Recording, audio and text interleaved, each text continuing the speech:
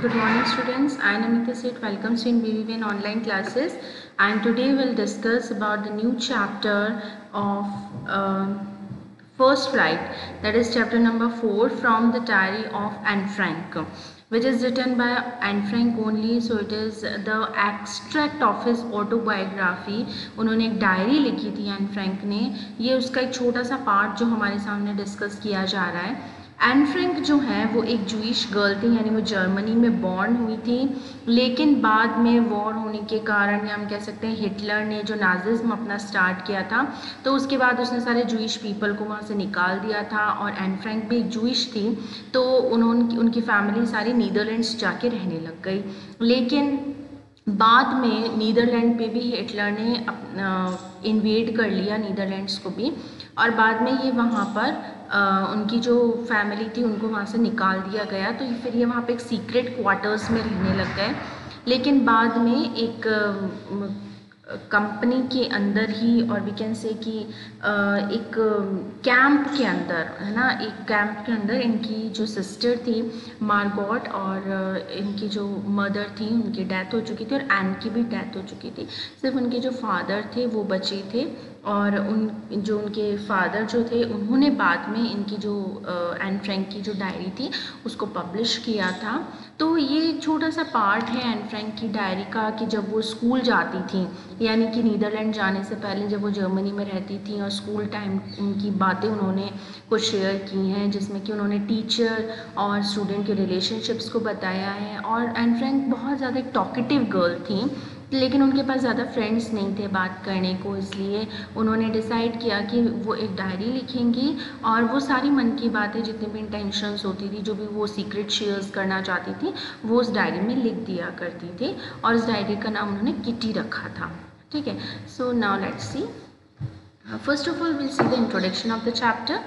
Anneliese Marie Anne Frank, 12 June 1929 to February or March 1945 was a German. So Anneliese Marie का पूरा नाम है Anne Frank का, और इनका जन्म 12 जून 1929 को हुआ था, and may be she was died in 1945 in the month of Feb और मार्च। और वो एक जर्मन थी, यानी जर्मनी की रहने वाली थी। Born Jewish girl who wrote while in hiding with her family, और उन्होंने मतलब एक जूइश के रूप में उन्होंने जन्म लिया था, वो एक जूइश गर्ल थी। और जब उनकी फैमिली को मतलब सीक्रेट क्वार्टर्स में रहना पड़ा था हिटलर के वजह से, तो तब वो डायरी भी लिखा करती थी, और उसके पहले भी वो काफ़ी डायरी लिखा करती थी।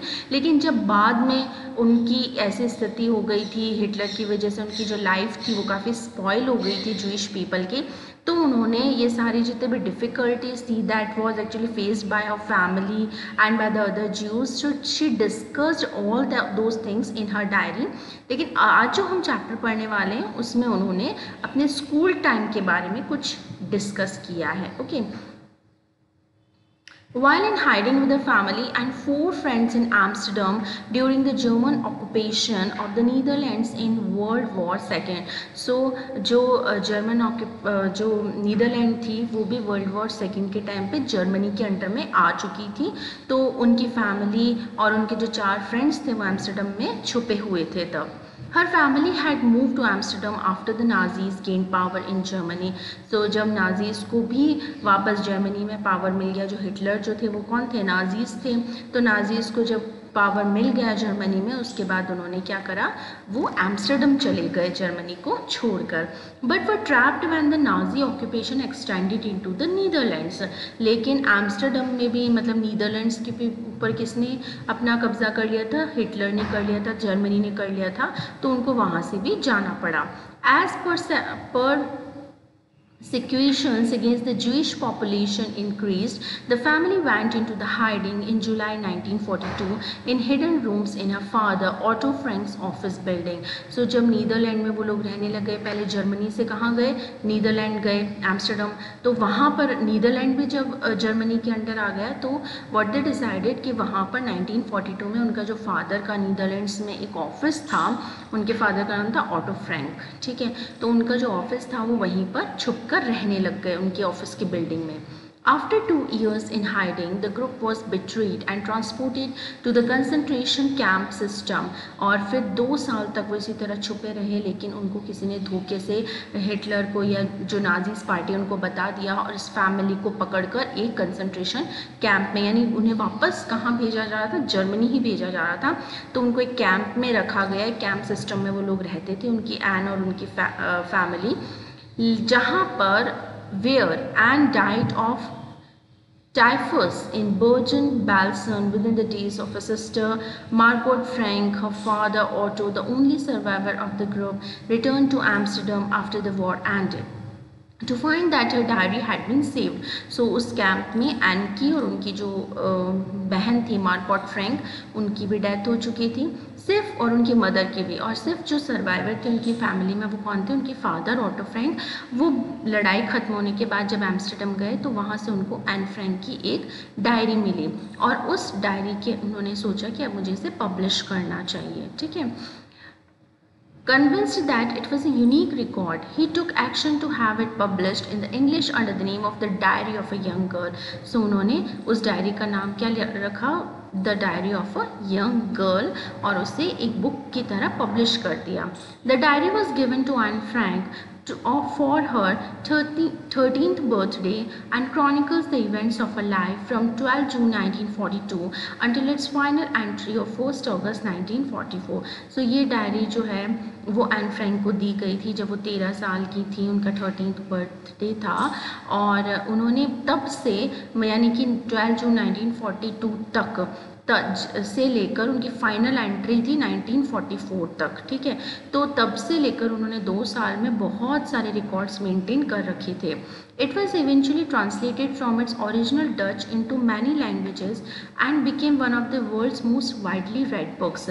सो बहुत सारे लैंग्वेज में इनको पब्लिश किया गया है, इनकी डायरी को, और दुनिया की सबसे ज़्यादा पढ़ी जाने वाली किताबों में से एन फ्रैंक की एक डायरी भी है। There have also been several films, television and theatrical productions and even an opera based on the diary. So diary के ऊपर बहुत ज़्यादा टेलीविज़न में कई प्रोग्राम्स भी आ चुके हैं, कई फिल्म्स भी बन चुकी है, कई थिएटर में भी इसका एक्ट ड्रामा हो चुका है, और इवन ओपेरा में भी इस डायरी को क्या है वहाँ दिखाया गया है, शो किया गया है। Described as the work of a mature and insightful mind, the diary provides an intimate examination of daily life under Nazi occupation. Anne Frank has become one of the most renowned and discussed of the Holocaust victims.